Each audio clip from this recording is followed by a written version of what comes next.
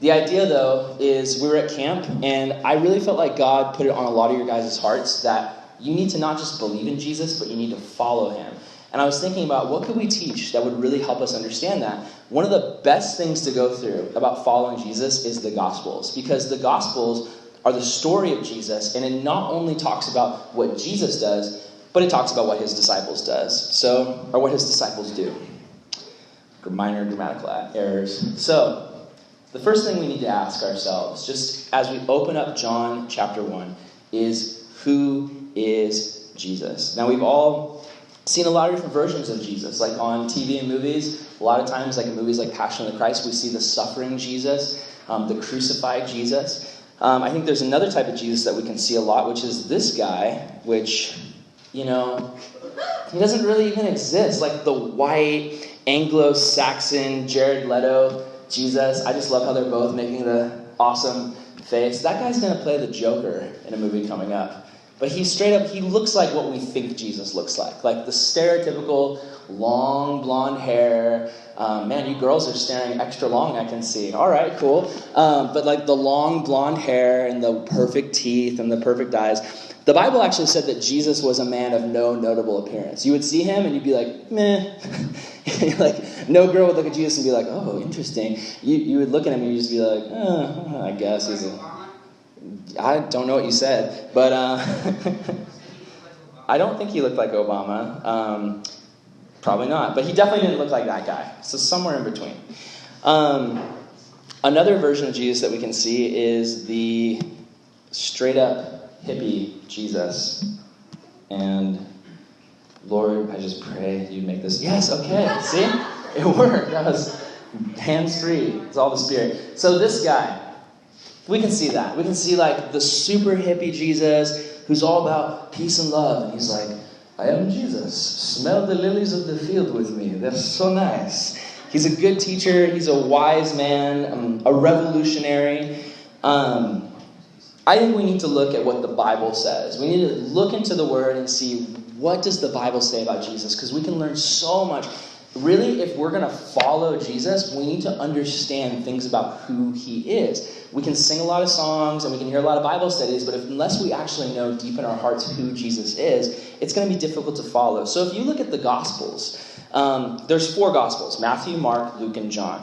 Matthew, if you read it, it talks about the aspect of Jesus as king. He's coming from heaven to become the ruler of heaven and earth. If you look at Mark, it talks a lot about Jesus as a servant, a suffering servant. This is another aspect of Jesus' personality. He's a king, but he also came to wash feet and heal the lepers and just amazing things. If you look at Luke, the Gospel of Luke, it's written by a guy named Dr. Luke, and he focused a lot on how Jesus was also a man. He was God, but we see the attributes of him being a man. And John is a little bit different, and John just has so much good stuff. So we're going to look at John chapter 1, verse 1. It says, in the beginning was the Word, and the Word was with God, and the Word was God. He was in the beginning with God. This is a beautiful opening to the Gospel of John. I love this opening. But when I was younger, it confused me, because you know how a lot of times when we talk about the Word, what do we mean when we say the Word? The Bible, right? So the way I thought of it was like, in the beginning there was space. And then a Bible came flapping its pages. It was floating through space. That's kind of what I used to think. Or maybe it was just one word. In the beginning was the Word. So just imagine space, and then all of a sudden the word yo appears. Or hey, or sup. Just a word, just like Sesame Street style, where you see all the letters and it's floating in space. That's obviously not what we're talking about here. We see the clues. In the beginning was the Word. The Word was with God, and the Word was God. So who was God? Jesus.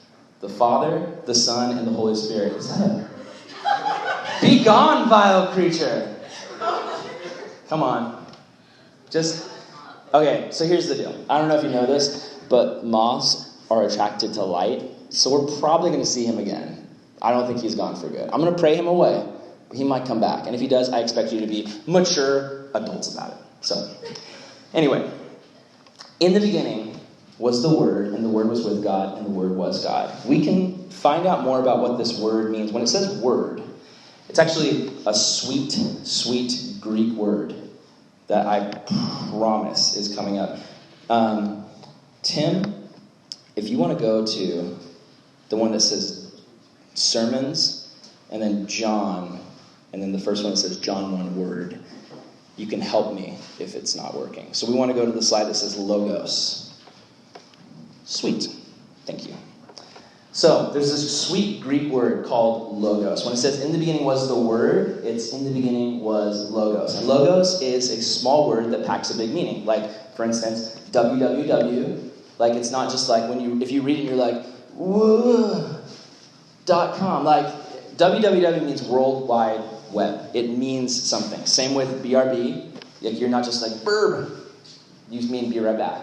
Or LOL means laughing out loud. I had a friend in junior high who used to actually just yell the word lol all the time. It was great. Here's what this word means, logos. It means, in the beginning was the word. In the beginning was the ultimate message and statement of God. Think of that. God's ultimate message.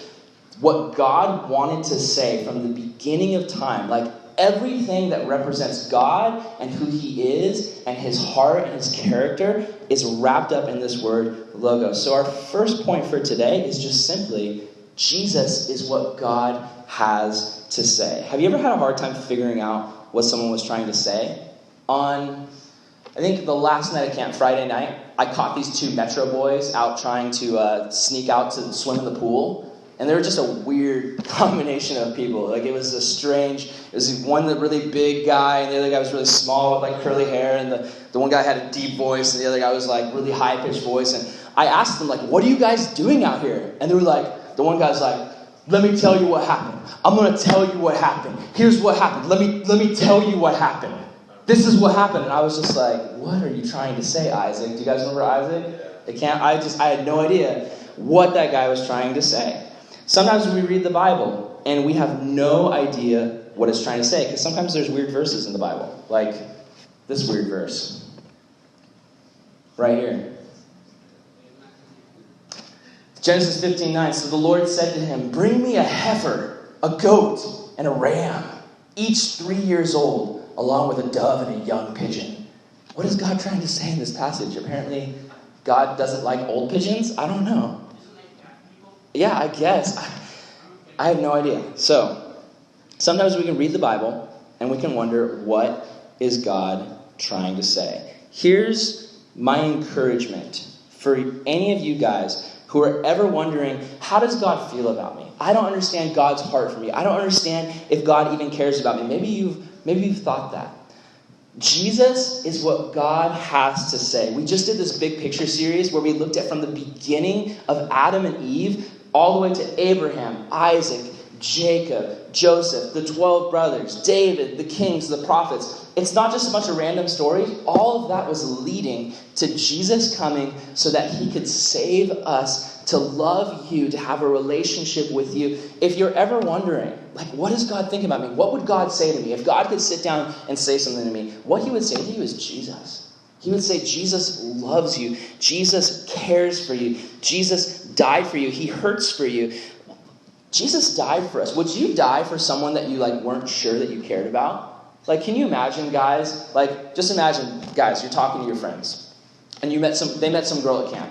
And you're like, hey, what do you think about that girl? The guy's like, oh, I don't know. She's okay, I guess. I'm not really sure about her. I talked to her for 5 seconds. And you're like, well, what are you going to do, bro? I'm going to die for her. I would die for Riley. Inside Out. You would not do that. You would not be willing to die for someone that you were like, I don't know. I guess they're okay. I've only talked to them for 5 seconds. God was willing to die for us because he was absolutely sure before we were even born that he loved us. And that's amazing. Let's keep reading in John 1. It says in John 1, verse 3, all things were made through him, and without him was not anything made that was made. It's basically just saying Jesus is the creator. Nothing that was ever made has not been made without the influence and power of Jesus Christ. So I used to think of, in the beginning, there was just space, and then God, I thought of him as like the guy with the long white beard, and he's making things. But what we've learned is that Jesus was there. The Holy Spirit was there. That's just, to me, I get excited about that. I don't know if that excites you, but to know that Jesus has always been around, that Jesus has always been a part of God's plan, that Jesus has always been thinking of me and thinking of you and dreaming up plans and things from his heart. I love that. One of the things that I think is awesome to look at is just the idea that Jesus holds the universe together. I hate science class. If you want to throw that slide up and just be watching the whole time, because I think my phone is satanic. So it's Jesus holds the universe together. Awesome. So I hate science class, or I hated it when I was a kid, because we had a science teacher who was very monotone. This is how he talked. And now we're going to look at the molecule, and we can see if we combine it with... Like, already you're falling asleep. That was my science teacher. It was Phil Wickham's father-in-law now. He was a good guy, but really, really boring science teacher. I'm sorry if you're listening. I love science now, though. Like, back in the day, I hated it. I fell asleep. I was always calling the girls in my class, like, to try to understand how to do the labs. Does anyone else have trouble with the labs in science class? Like, I'm always like, what are we doing? Like, what is this? Now I love science. Like, now that I'm not being forced to learn about it, I love it because the universe is so amazing, and it's huge, and it's expanding, and there's so many mysteries. And I love it because as a follower of God, I can understand that Jesus has always been around. He created the universe. I can enjoy science because I'll watch a science show like Cosmos with Neil deGrasse Tyson, which is an awesome show. But he's not a Christian, so you're watching and he's like, yeah, like, we don't know how this got here, and we don't know how that got there. And I'm just sitting there, I'm like, I know. God is the one who made it. In fact, there's this concept in the universe called dark matter. Have you guys ever heard of dark matter? Dark matter is where scientists basically say, something is holding the universe together, and we don't know what it is. It's this mysterious force. And I love that. Like, they don't know. And I'm glad that they can admit it. They just, they don't know. So they straight up tell us, we don't know what it is. We just call it dark matter. It's this mysterious, invisible force. There's a quote from a scientist that says, this is William J. Broad. He says, a cosmic mystery of immense proportions, once seemingly on the verge of a solution, has deepened and left astronomers and astrophysicists more baffled than ever. The crux is that the vast majority of the mass of the universe seems to be missing. It's basically saying the universe is held up by something, but we can't see it. It's invisible. Like, how does that even work? There was a Hebrew scholar who had this to say. His name was Philo. He wrote, the Logos, remember, the Word, God, what God had to say, Jesus.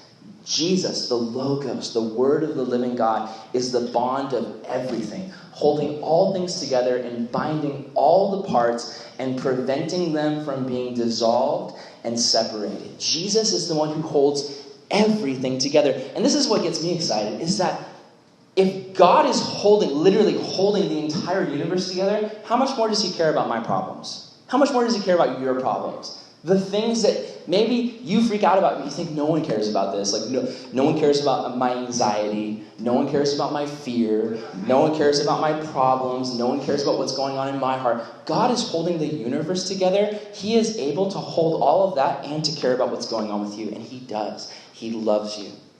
Another thing that we see is just this idea that Jesus is God's chosen tool for his most important job.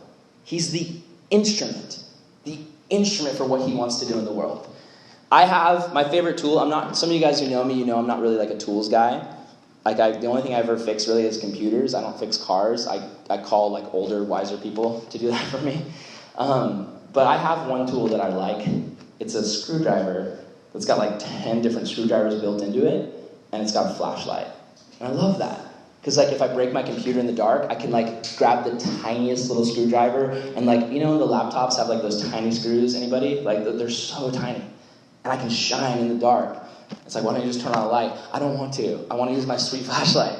God is like that. He fixes everything and he's the light. He looks at our brokenness and he shines the light into it and he wants to fix it. Man's brokenness brings a wall of separation between us and God.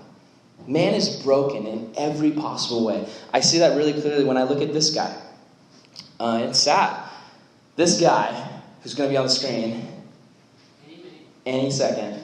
Okay, so this dude, interesting guy. He wants to be like Kim Kardashian so bad that he just cannot stop injecting like plastic surgery into his lips. He's just blowing up his lips. They're getting huge, and shaving his head because I think he wants to wear Kardashian wigs, and it's just gnarly. And what happened was he's trying to make himself happy. He's looking in the mirror and he's like, I don't like what I see, but I like how Kim Kardashian looks, so I'm going to look like her.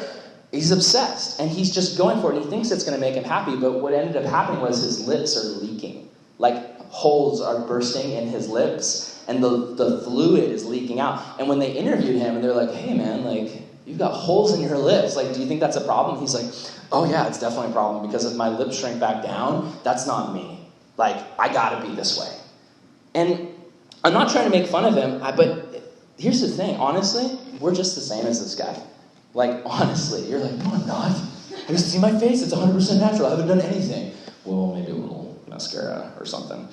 But we're honestly the same because we're unsatisfied. Honestly, we're unsatisfied. Think about it. Are you satisfied with yourself? Have you ever photoshopped a picture of yourself to try and make yourself look more attractive? I know people who have. We have an unsatisfaction with who we are, how we look, how we act. As much as some of us try to act cool in front of people, when we're alone, that's where our insecurities come out. And we're always looking at someone else going, if I could be just a little bit more like them, if I could look just a little bit more like them, if I could dress and act and talk, we want to be somebody else. We have brokenness in our heart. We're unsatisfied. And a lot of times we just fill our hearts with junk. We fill our hearts with just silicone. We fill it with nastiness. And what happens is we think we're filling our heart, but really we're just bursting more holes in it, and we're leaking all over the place. Jesus wants to rebuild us, and he wants to make us new. And that is awesome. If you're here today, maybe you need to hear that. Jesus wants to rebuild you and make you new. I can't pronounce that guy, but I'm going to try. Abinadji. Aberjani. Hey, thanks. This is an awesome quote from him. He says, hearts rebuilt from hope resurrect dreams killed by hate. For every single one of us, we need to understand Satan hates us. He's out to kill every dream you've ever had. Everything you've ever wanted to do. Think about it. Some of you guys, you know what I'm talking about. Like, there's things in your hearts, maybe things you've never even admitted to anybody, but things you want to do for the Lord.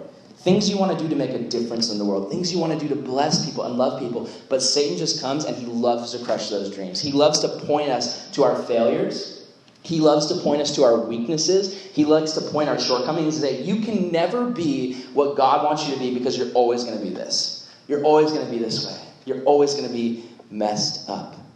But as we learn to camp, Jesus gives hope. He's the hope bringer. We can put our hope in the anchor of Christ. Jesus loves to take our brokenness and resurrect it into something awesome. So, I've got a stupid little illustration. You guys are totally going to make fun of me. I don't care. There was, when I used to work with John Barger, we had this doll of Kermit the Frog that sat in the corner of our office. And we if you guys don't know, me and John Barger, we had this puppet thing we did. We were trying to be the next Sesame Street. And we had this Kermit that sat on the wall. And he was robotic. If you pushed his tummy, he would like start making noises and like moving his arm and be like, hi. Like he'd do it. It was awesome. But then his batteries died. And we tried to put new batteries in. He was broken. And our dream of having a Kermit was gone. He was gone. He was just a dead, lifeless, nothing puppet. Actually, he wasn't even a puppet. He was just a doll that did nothing. He just sat there. Well, I looked at him, and I was like, you could be so much more than just this broken, stupid doll. So I got some scissors and an X-Acto knife and a hammer, and I just went in there and sawed through the bottom of him. I ripped out that broken, defective, robotic nothingness that was there, that box that did nothing. Like, you pushed it. It was supposed to move. It was supposed to have life. It had nothing. So I ripped it out, pulled it out, like, just cut so many holes into him. And now, I'll show them to you. Give me a second.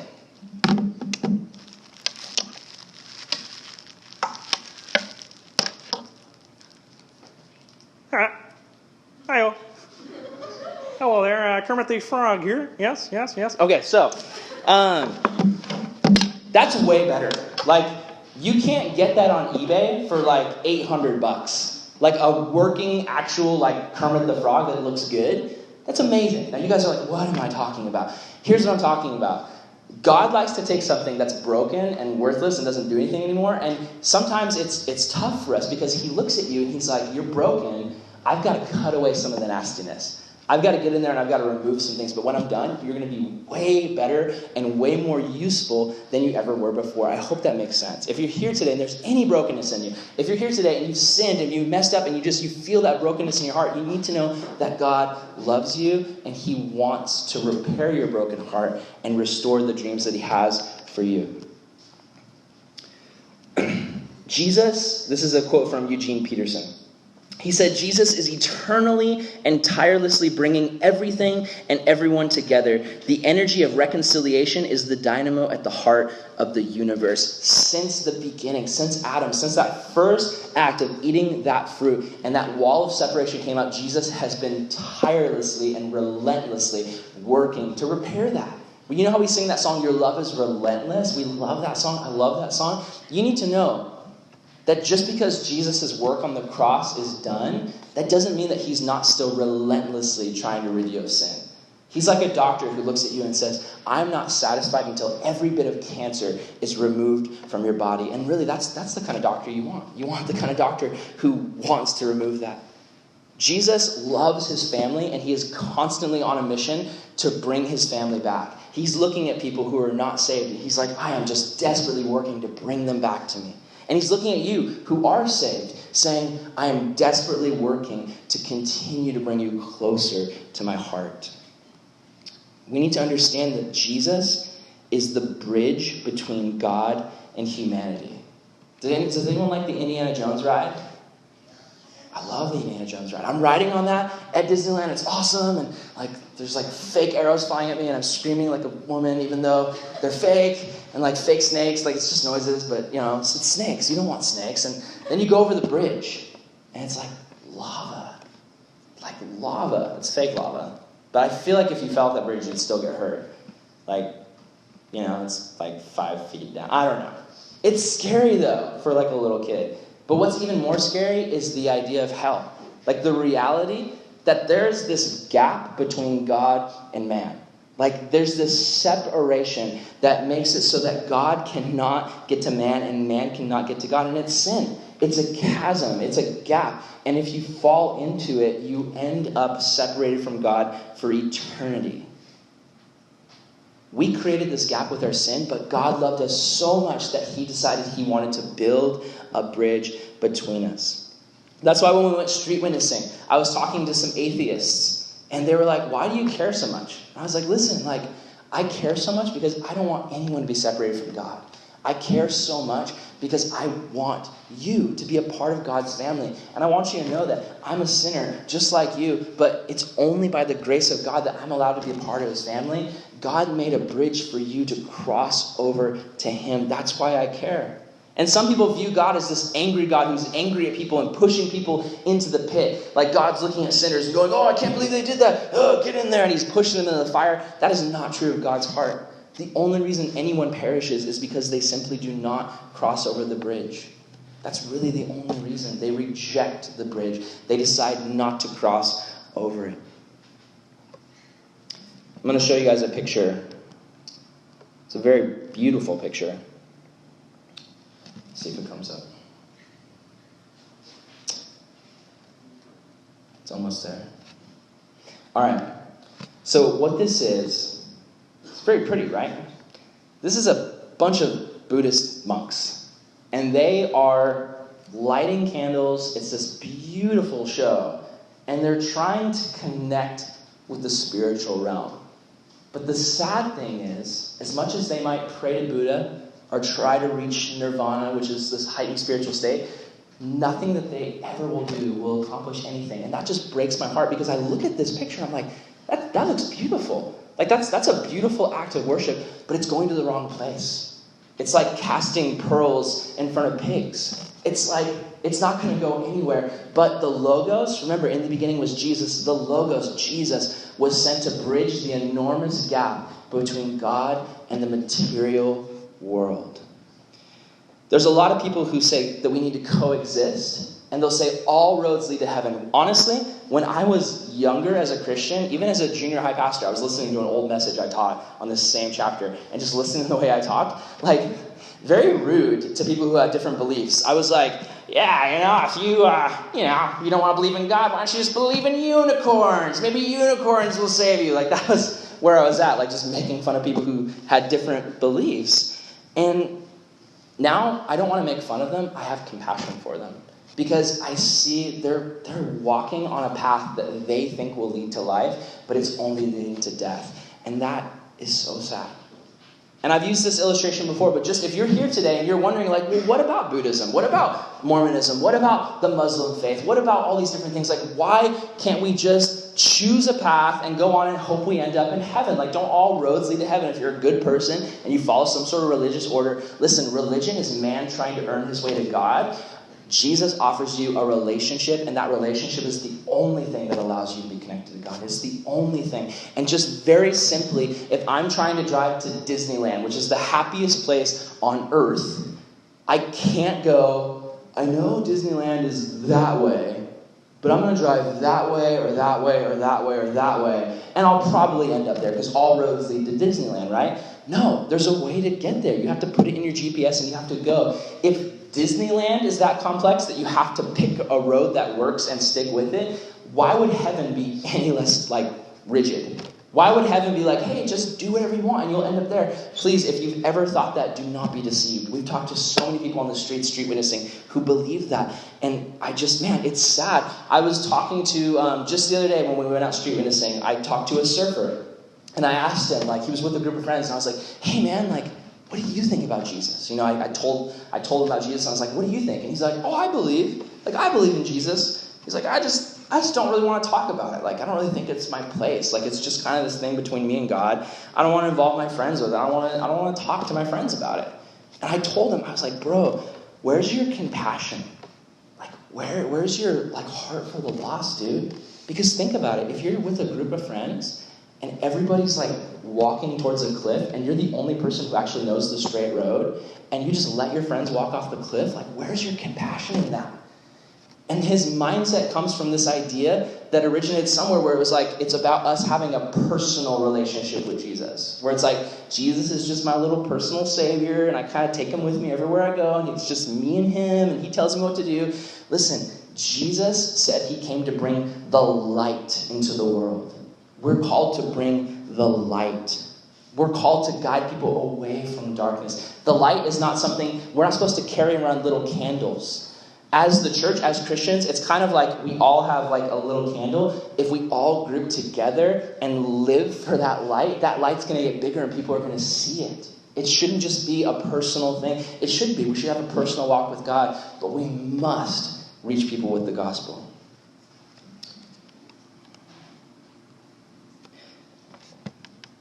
Bernard Russell, I think is his name. It's really small. Bertrand Russell says the hardest thing to learn in life is which bridge to cross and which to burn. It's very simple. Look at the bridge where you're on this side and God's on that side. Jesus is the bridge. The cross is the bridge. Take that bridge and don't look back. And if you've got to burn bridges, burn those bridges that give you easy access to sin. When you're trying to walk with Jesus, if you're on the other side, imagine this. There's a chasm, there's this big gap, and you're on this side, and Jesus is on this side, and you cross over, but then you throw some ropes over to the other side, because you're sometimes I want to sin. I've got my church face, but sometimes I like to, on the weekends, have a little bit of fun, so I just want to make sure there's this little bridge back to the world so I can listen, if you do that, you are in danger. You're in danger of falling into destructive sin that'll ruin your life. Burn those bridges. Whatever it takes. Now, I'm not talking about hate people. Sometimes we think of burn bridges as those people in my life who caused me to sin. I just don't want to ever talk to them again. Listen, cross to the other side. get filled up with light, and then go shine your light on those people. They need that light. Listen, you guys have been filled with the light. I've seen it. School's starting back up soon. You're going to be around a lot of people in darkness. That light needs to be brought there. In John 1 verse 4, says, In him was the life. Let me see. Tim, can we move that over? Okay. In him was life, and the life was the light of men. The light shines in the darkness, and the darkness has not overcome it. Read that last part. This is really good. The darkness has not overcome it. Jesus is the light. Like we were just talking about, as Christians, we need to understand disciples are light bearers. We're someone who's called to take the light into a dark place. We should be excited to share the light. And just think of this. Like, I was thinking about this, and I was like, has anyone ever been shy to share something God put on their heart? Like, anybody? Will you admit that? Like, yeah, I have. Okay, now imagine like that you're the only person in the world that an alien has visited. Like, just imagine you're in your backyard, sitting on a log, when all of a sudden, like, a spaceship comes down. It's like, and like the beam of light erupts, and the alien comes out. He's like, I have a message to you for humanity. And it's this like amazing message. Like, I'm going to come back in 10 years and give everybody free PlayStations, like the newest model, and Xboxes, and $1 million. You would freak out. You'd be like, this is the greatest thing that has ever happened.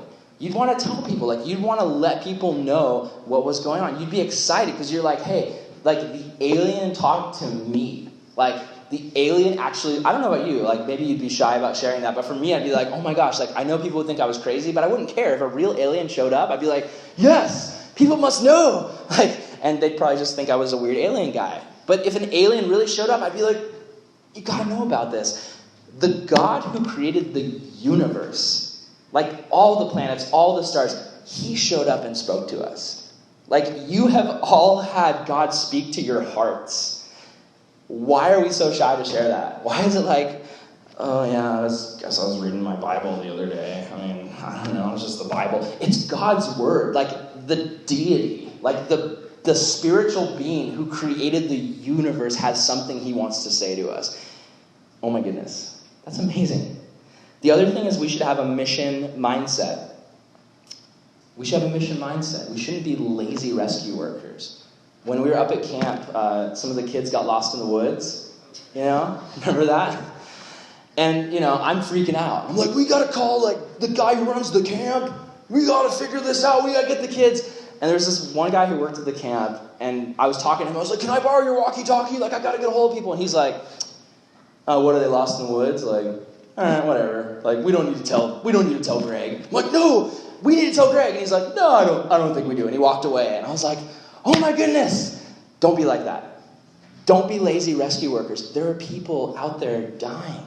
There are people out there lost. We can't just have this mindset of like, oh, someone else will get them. Someone else will witness to them. What if they don't? What if it's just us? What if we're the ones? I love the verse where it talks about the darkness not being able to comprehend it. And another version says, overcome it. There was this story about this woman. She lived in Uganda. And she got saved. She was the only person in her tribe who got saved. She believed in Jesus. She walked with Jesus. And her husband, he's the chief of the tribe. And they're into witch doctors and magic. So he finds out and he beats her. Like, he just beats the living daylights out of her. She's lying on the floor, bleeding, and he's like, what can your God do for you now? And she looks up at him, and she's just got tears in her eyes, and she goes, he can help me forgive you. That is the power of God. Like, no darkness can overcome the light of Jesus Christ. No matter what's been done to you, no matter what you've done, no darkness can overcome that light. In John 6, it says there was a man sent from God. So he's talking about God, how God's light. Now it's getting into the story. There was this man sent from God whose name was John the Baptist. And he came as a witness to bear witness about the light, that all might believe through him. He was not the light, but he came to bear witness about the light. John the Baptist was honestly kind of like the Shia LaBeouf of his day. Like, seriously, think about it. Think about it, okay? If you heard that, I'm not going to tell you who, but there's a celebrity, and he grew his hair out really long, moved into the woods, started eating bugs, and he just yells at people all the time. Honestly, the first person I'd be like, Shia LaBeouf, obviously. Like, it's him. He's out there, and he's like, just do it. Just follow Jesus. I don't know what just happened there. He's out there. Like, this guy eats bugs. He eats locusts. He dips them in honey. He's wearing a crazy... He runs over to camels, and he, chops off their skin and, wears it. Camel fur, camel skin. He's out there. People are like, this guy is crazy. But he's really entertaining to watch. He was a light bearer. Because he had the message in his heart. God came to this guy named John and said, listen, someone named Jesus is coming. You've got to go prepare the way. And he was unashamed. I don't know what he did before. Maybe he was an upstanding guy. Maybe he had a little bakery shop and everyone knew him as John the Baker. And then one day, God comes to him and says, leave everything. Leave everything behind. Go in the wilderness. Eat bugs. Wear crazy camel skin. People are going to think you're crazy, but it's going to be used for my glory. Are we willing to do that? Are we willing to leave our social status? Are we willing to lay down our dreams and our desires and our future and college and career and all this stuff? Are we willing to lay down our hopes and dreams for what those things are to do whatever God calls us to do? John did it, and Jesus said, there's no one greater on the planet than John the Baptist. That's what Jesus said. He's like, out of all the people, all the men who are living or who have ever lived, no one is greater than John. That's amazing. Was he successful? No. He was basically a hobo in the wilderness. Was he a great businessman? No. He ate bugs. But God looked at him and said, he's the greatest because he was willing to actually do what Jesus said.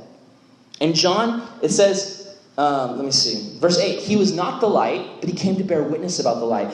John knew it wasn't about him. He knew he wasn't the light. It wasn't the John the Baptist show. Everyone come out and see John. People were attracted to him because he seemed crazy and interesting, but he always pointed back to Jesus. What he said was, he's like, guys, listen, there's someone coming who's so holy and so great, I'm not even worthy to undo his shoelaces and take off his shoe.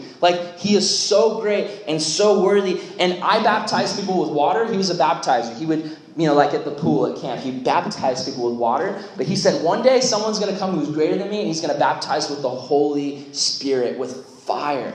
He's getting everyone psyched up. They're like, who is this guy? When is he going to come? He's preparing the way for Jesus. And you know what? We're called to do that. Because remember, Jesus, you're like, what are you talking about? We're supposed to prepare the way for Jesus. He already came and died on the cross. Yeah, but he's coming again.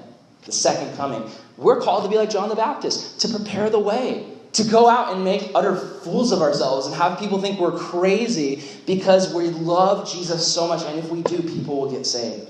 If we're willing to put aside our time and go out and tell people, if we're willing to sit down with our friends and family members and say, hey, I know this is going to sound crazy, but I believe in Jesus and here's why you should too. If we're willing to do that, we're preparing the way for the second coming of Jesus, and more people are going to be a part of his family. But what we can do is we can block the light. I'm going to show you a picture of a guy who's blocking the light. This guy, look at that. That's great. I don't know what those sticks are for. He's like, I'm going to go play croquet. There's so many things going on in this picture. Why the wired microphone in the rain? What has he got clipped to his chest? What's in his pockets? I really want to know. How many notches is that belt in? This guy's great. I saw this guy walking down the street, and he had that giant umbrella, and the sun was out. And yes, it was blocking him from the rain, but it was also blocking him from the light. The light couldn't get him. He just had his head down, and he was just walking, and no light could get to him. I think sometimes we can do that. We can either block the light of Jesus because it's all about us. We look at our life, and it's all focused on me. It's just, what can I do? What can I do? What can I do? What can I do to make me happy? What can I do to make me successful? And it's like this giant umbrella, and Jesus is trying to shine his light, and we're just blocking it. Or Distractions. There's so many things going on in our life. There's so many things we're focused on, and we're blocking the light. Maybe you're here today, and you've been blocking the light. Jesus has been trying to reach you and speak to you, and you're just blocking it because you've got your head down and you're focused on yourself. I want to read you a lyric from a song from my favorite pastor right now. And you can go to the next slide. His name's Josh White, and he's a musician and a pastor. He wrote this song called To Burn in You. It's so good. He says in the first line of the song, "Oh Lord, I am like the moon. Without the sun, I hang in darkness too. So be the light that shines through. Reflect off me the love that comes from you." Isn't that good? That's so good. The moon doesn't generate any light. Like the moon doesn't produce light from within itself. The sun does. So for the moon to actually be light, it has to reflect the light of the sun. And just like us as Christians, we must reflect the light of Jesus, or we'll just hang in darkness. We need to let his light shine through us. As we're wrapping up today, just a few more thoughts. John 1, verse 9 says, "The true light, which gives light to everyone, was coming into the world. He was in the world, and the world was made through him. Yet the world did not know him. He came to his own, and his own people did not receive him." Can you imagine if you showed up one day at your family home, and you're like, "Mom, Dad, I'm here." And they're like, "We don't know you. Like, who are you? Like, what are, like, ugh, get out of here. You're disgusting." Can you imagine? You'd be like, "No, like, stop joking around." Your brothers and sisters come out like, "Mom, Dad, who's that? Should we call the police? They look creepy." And like your family like casts you out. Imagine how Jesus felt to see the people that he created, the people that he knew before they were even born, the people that he was like, "I want to love them, I want to bless them, I want them to be a part of my family," and they rejected him, and they spit on him. He was the light in the darkness, and they were just trying to put out his light. And he came to love his people and his family, and he was rejected. It's heartbreaking when you just consider what Jesus went through for us. Verse 12, "But to all who did receive him, who believed in his name, he gave the right to become children of God, who were born not of blood, or by the will of the flesh, or the will of man, but God." The final point about God today is that disciples have a heart for God's family. And listen, if you're a disciple, if you follow Jesus, you're a disciple here today. I want to challenge you, have a heart for God's family. Not just your family here at the church, but understanding there are people scattered all around the world who belong in God's family rightfully. They belong in God's family, but they don't know him yet because they're still in the darkness. We have the light. We were down at Encinitas, and I was with a bunch of the kids, and there was this one girl with us named Lauren Gomez. Some of you guys know her. She's awesome. So we were with Lauren, we were with the other kids, and we saw these surfers. And I was like, "We should go talk to them." And the kids were like, "Yeah, awesome." So we start walking towards them, and they get in their car, and they start driving away. And at that point, I'm like, they're driving away, so that would be weird. Lauren, like, runs over to their car and, like, almost, like, dives through the window. She's like, "Hey, stop! You need to hear about Jesus." And as a pastor, I was just like, yes, like, this is awesome. Like, she's braver than I am. Like, this is what I want. Like, that's amazing. She cared so much that they heard the gospel. And, they heard it and they were like, "Okay, yeah, whatever." And they drove off. But I believe that they're going to remember, especially when they're going through a tough time, they're going to remember like, wow, that girl cared enough about us that she wanted us to be a part of God's family so bad that she almost dove through our car window. Like rescue mission. Like that's what it's about. It's about being weird and being awkward and like laying down our inhibitions and living for Christ.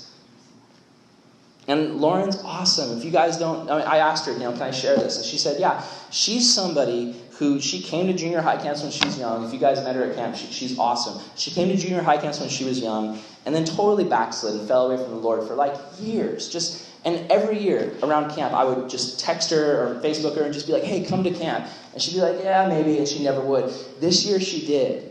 And she gave her life back to Jesus. And now she's full of that light. And now she's like, "I can't stop talking about Jesus." Listen up, those of you who are like me who grew up in the church. Because you can't let this stuff become dead to you. You have to remember that without Jesus, you would be a wretched sinner with no hope, destined for hell. It's so easy for us to just make light of it. We can't, though. We can't forget the gospel. We can't forget it. I want you just to picture with me, just as we go to the next slide, a church that's full of light. And you look inside of it and it's just glowing. And just imagine just 100 times brighter than this. Just light everywhere. You walk in and it's warm. And there's people in there and they're warm and friendly. And it's the family of God and they love you. And just you feel like at home there. You feel like you could be open there. You feel like you could be free there. And just there's light everywhere. But then imagine that somebody goes to the back door and they open it. And somebody screams, "Close the door! Don't let the darkness in! Close it!" Can you imagine how crazy that would be? It's a room full of light. What is the darkness going to do? The darkness can't overcome the light. But sometimes that's how we in the church act.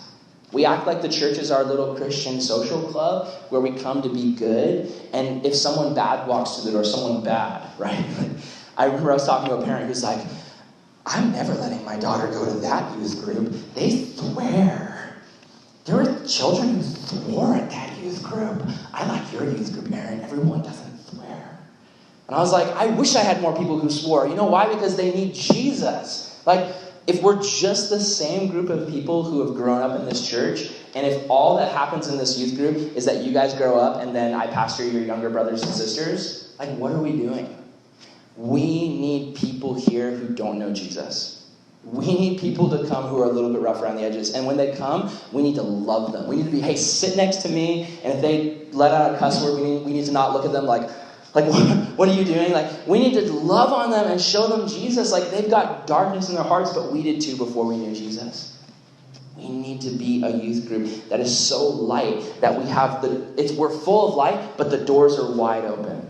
And we say, "Hey, come in, come experience the light. Don't stay out in the darkness." And then sometimes we need to go out of the light and we need to walk out into the darkness carrying our lanterns. We need to take the light from in here and bring it out there. If we just stay in here, that's all we ever do, we're not taking the gospel into the world.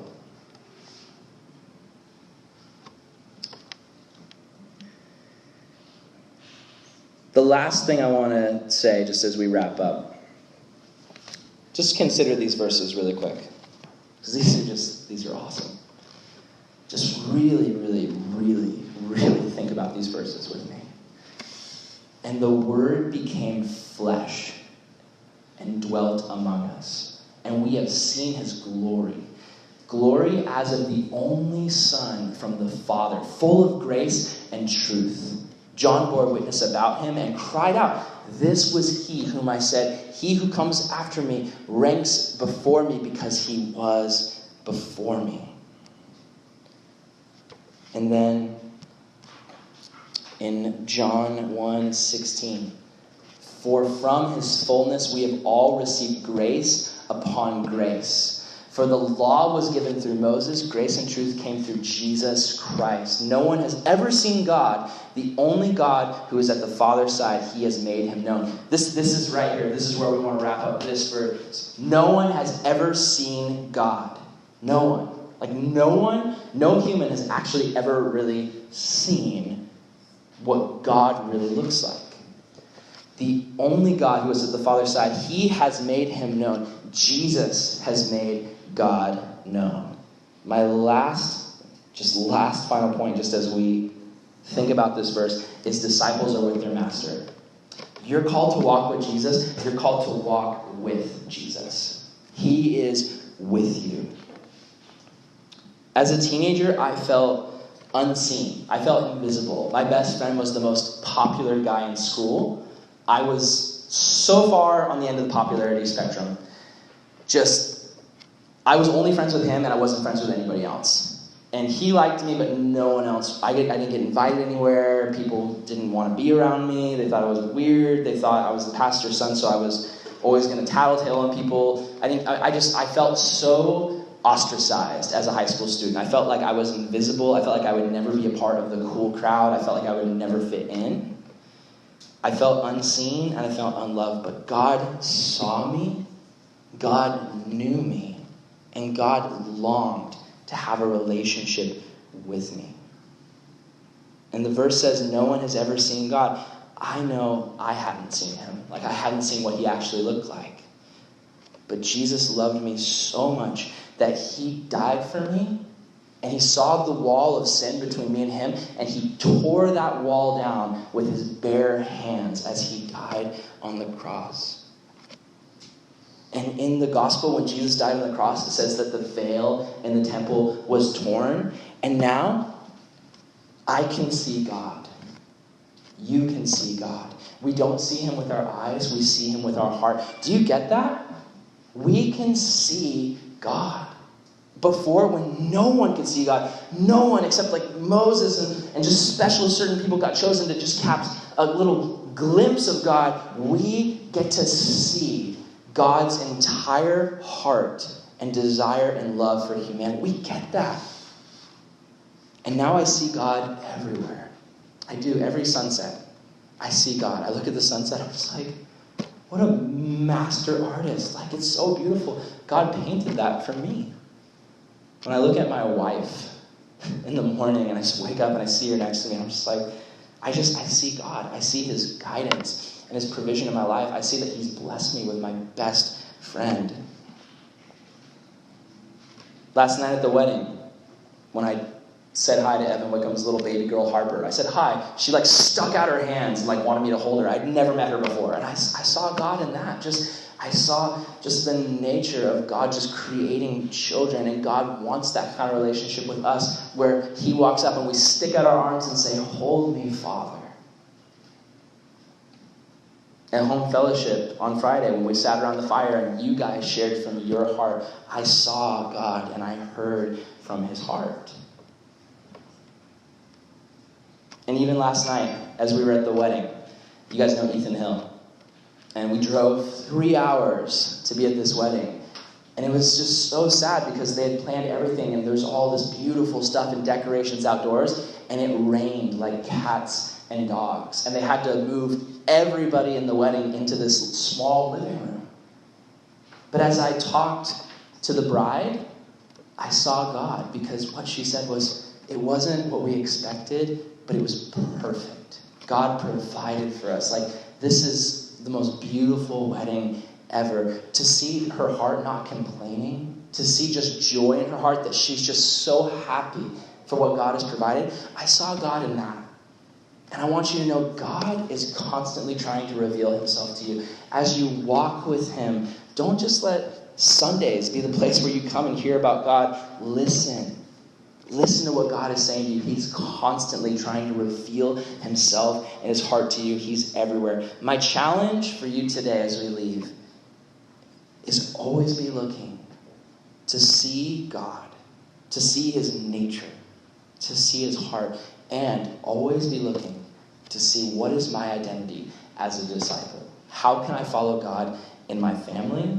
How can I follow God in my school? How can I follow God in my group of friends? Remember, we're light bearers. We carry that torch into the darkness. If you're not carrying that light, as we just finished with one song, I want to challenge you. Ask the Lord to fill you back up with that light. If you feel dark today, if you feel like you've got nothing, if you feel empty, just as we sing one more song, I just want to ask you, go to God and say, God, fill my lantern back up. Help me to have something I can carry into the darkness. Sound good? Cool. Let's pray. Lord, we love you so much. God, we thank you that you've revealed yourself to us, your identity. You've revealed, God, that you are the creator. You've created everything. God, you've revealed that you're the lover of everyone and everything.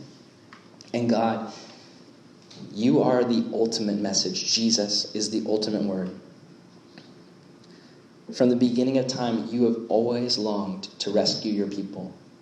You've always wanted to save us. God, help us to carry that message of light into the darkness where we live, where we go. Help us, God, not just to be asleep in the light, but help us, Lord, to wake up. And I know this message was long, But God, I pray that you would just plant deep in the hearts of these students the truth from it. The truth that we're called not just to be Christians who sit in churches, but disciples who follow you with their whole hearts. We love you, God. Help us to follow you and help us to carry that light, the light that shined on our darkness. Help us to be like the moon and reflect the light of the sun. Without your light, we just hang in darkness. Help us, God, to reflect you today.